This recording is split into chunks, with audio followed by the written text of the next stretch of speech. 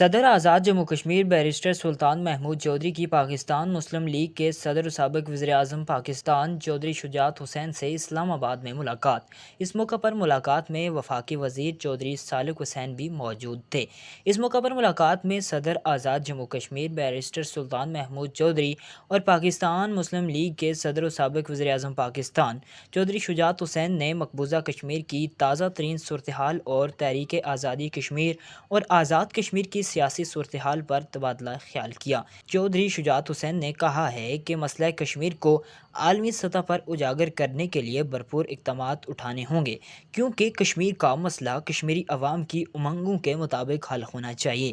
عالمی برادری مقبوضہ کشمیر میں بھارتی حکومت کے مظالم کا نوٹس لے۔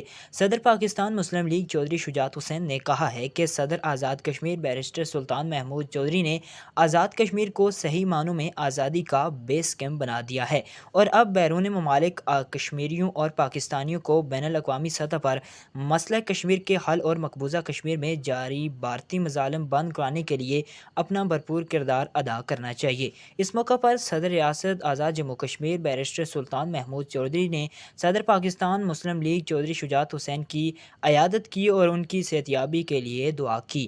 منیب Abbasi, country news digital, Muzaffarabad, Azad Kashmir.